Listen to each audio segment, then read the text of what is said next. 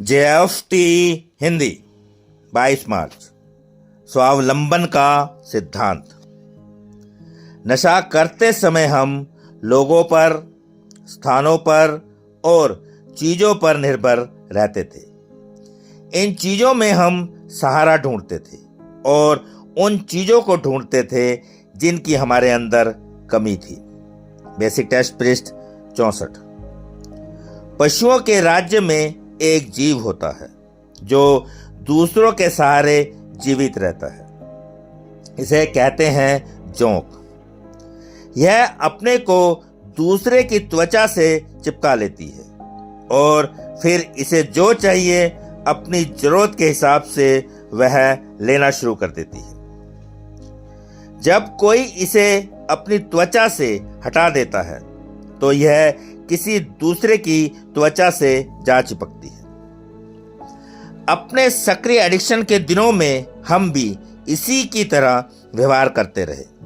हमने अपने परिवार वालों का, दोस्तों का, अपने समुदायों का खून चूसा।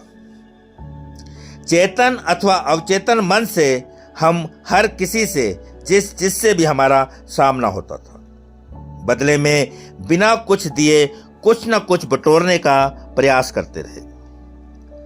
जब हमने अपनी पहली मीटिंग में चंदे की किट्टी को अपने सामने से गुजरते हुए देखा तो हमने भुचक्के से होकर सोचा, स्वावलंबन। अब यह क्या अजीब बात है। और ज्यों-ज्यों हम गौर करते रहे त्यों-त्यों हमने कुछ देखा। हमने पाया कि ये स्वावलंबी एडिक्ट्स एकदम मुक्त थे। अपने तरीके से अपने तमाम मूल्य चुकाते हुए उन्होंने अपने बारे में अपने फैसले खुद ब खुद करने का विशेषाधिकार पा लिया था। अपने व्यक्तिगत जीवन में स्वावलंबन के सिद्धांत को लागू करके हम भी उसी तरह की मुक्ति को प्राप्त कर लेते हैं।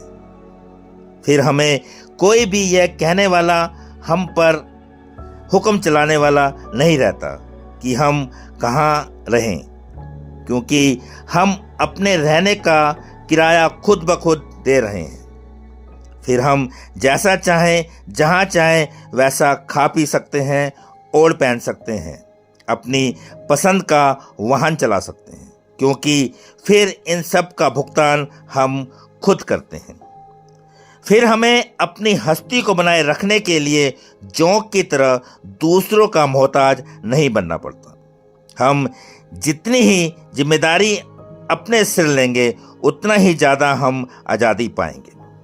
सिर्फ आज के दिन अपने स्वावलंबन को मैं स्वयं अपने हाथों में ले लूं तो फिर मेरी मुक्ति की कोई सीमा नहीं रह जाती।